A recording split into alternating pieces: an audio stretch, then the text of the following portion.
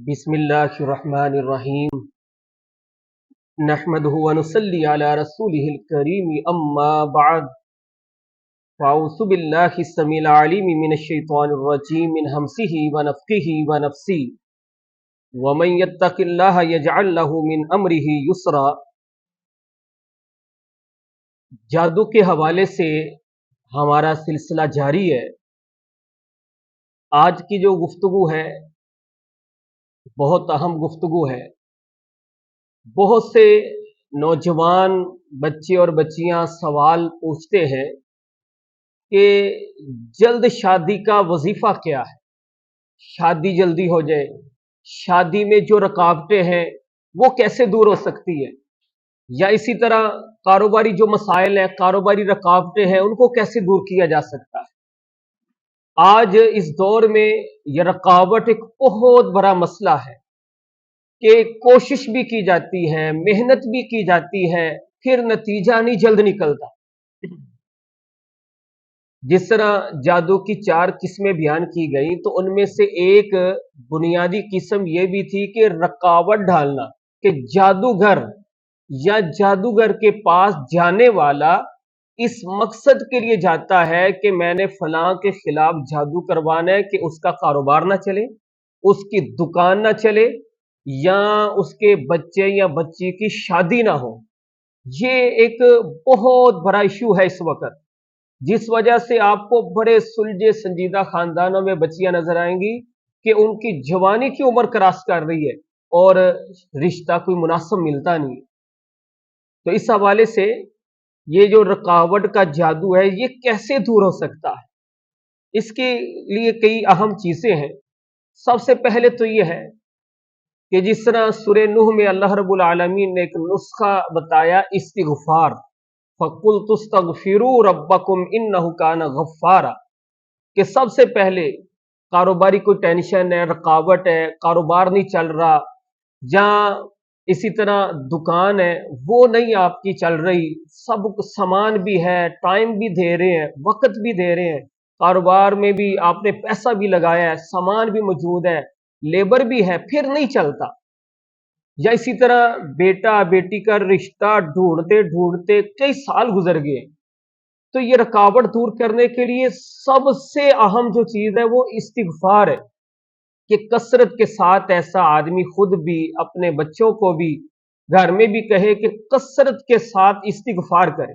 استغفار کے مطلب کہ اللہ سے بخشش مانگے، استغفر اللہ، مختصر لفظ تو یہ استغفر اللہ۔ یا اسی طرح اردو میں بھی رب سے معافی مانگ سکتے ہیں۔ ہمارے پیارے پیغمبر علیہ السلام فرماتے ہیں کہ میں دن میں رب سے 70 بار معافی مانگتا ہوں، ایک روایت میں 100 بار کا بھی ذکر ہے۔ تو یہ جو رب سے بار بار استغفار کرنا ہے نا، اس سے رب کی رحمت کے دروازے کھل جاتے ہیں، اس سے رب کی برکتوں کے دروازے کھل جاتے ہیں، اس سے بہت سی آسانیاں ہوتی ہیں۔ اس لیے کہ سب سے پہلی چیز یہ ہے کہ اگر ہم چاہتے ہیں کہ یہ رکاوٹ دور ہو، چاہے جادوگر نے جتنا بھی زور لگایا ہے، جادو کروانے والا جو بھی کر رہا ہے، حاسد اپنی انتہا کو پہنچ چکا ہے، لیکن اگر ہم کثرت سے استغفار کریں گے، استغفر اللہ کہیں گے، تو اس کا نتیجہ بہت جلد ملے گا، بہت جلد نتیجہ ملے گا۔ اب استغفر اللہ یہ نہیں کہ بس رسمی کہہ دیا، زبان سے کہہ دیا، جب یہ کہنا ہے تو اس وقت ہماری توجہ بھی ہونی چاہیے کہ ہم رب کو کیا کہہ رہے ہیں، کہ استغفر اللہ، کہ میں معافی مانگتا ہوں اللہ سے، میں بخشش مانگتا ہوں اللہ سے۔ یہ عربی میں کہیں، اردو میں کہیں، یا اس طرح ملتے جلتے دیگر وظیفے اور دعائیں استغفار کے حوالے سے، تو لیکن اس وقت توجہ بھی ہونی چاہیے کہ میں رب سے یہ کہہ رہا ہوں، وہ 100 بار کہیں، 70 بار کہیں۔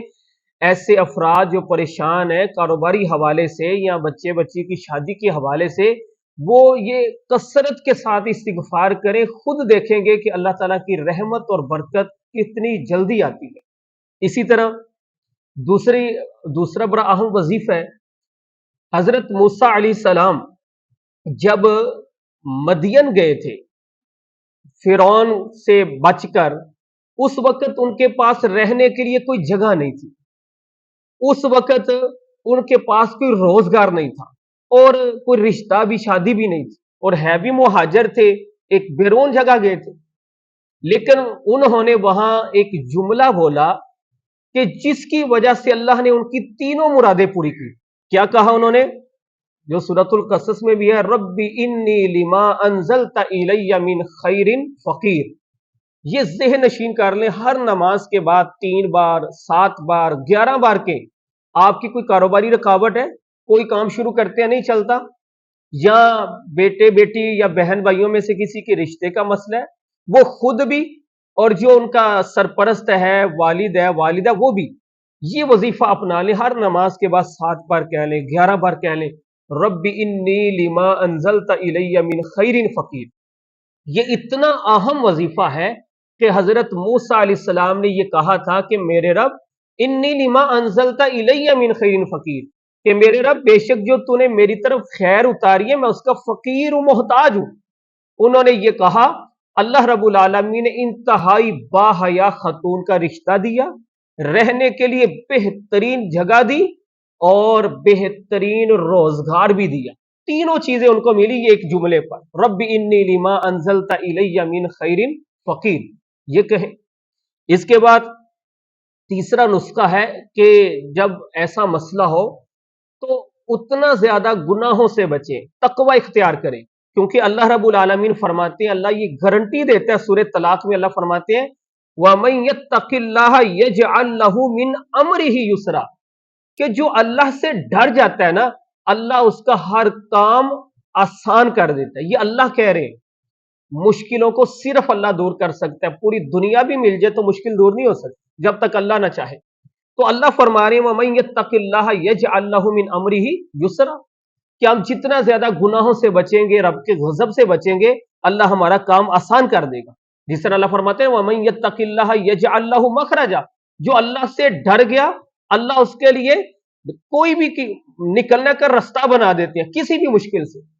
اور وَيَرْزُقْهُ مِنْ حَيْثُ لَا يَحْتَسِبُ، وہاں سے اللہ رزق دیتے ہیں وہ سوچ بھی نہیں سکتا. اور آخری وظیفہ ذہن میں رکھیں کہ صحیح ابن حبان میں پیغمبر علیہ السلام نے ایک اور دعا بتائی کہ جب بھی کسی مشکل میں پھنس گئے ہیں تو اس وقت یہ کلمات کہیں اللہم لا سہل الا ما جعلتہ سہلا وانت تجعل الحزن اذا شئت سہلا. یہ کلمات کہنے اس وقت کہ اللہ کوئی بھی آسانی نہیں ہے الا ما جعلتہ سہلا، صرف وہ آسان ہے جس کو تو آسان بنا دے.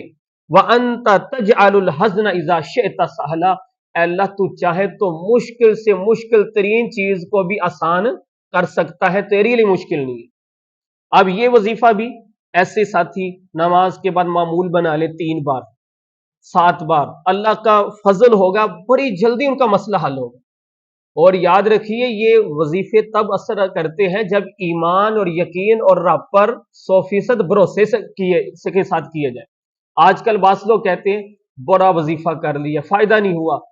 محترم ساتھیو اس کا فائدہ کیسے ہو؟ فائدہ تو تب ہونا ہے نا کہ جب ہمارا اتنا بھروسہ ہوگا اللہ پر کہ اللہ نے یہ کرنا ہے. وَمَن يَتَوَكَّلْ عَلَى اللَّهِ فَهُوَ حَسْبُهُ، اللہ فرماتے ہیں جو اللہ پر بھروسہ کرتا ہے اللہ کافی ہو جاتا ہے. تو ہمارا بھروسہ ہو. تو یہ جو شادی کی رکاوٹ ہے، بیٹے کی بیٹی کی رشتہ نہیں مل رہا، اس کے لیے یہ شاندار چیزیں ہیں. کاروباری کوئی بھی پریشانی ہے آپ اپنا کے دیکھ لیں، آپ بہت زیادہ مطمئن ہوں گے. یا اسی طرح دکان ہی چلتی، آپ وقت بھی دیتے ہیں پیسہ بھی لگاتے ہیں، تو اس کے لیے سب سے پہلے تو یہ ہے کہ کثرت کے ساتھ استغفار کریں، جتنا زیادہ ہو سکتا ہے کثرت سے استغفار کریں.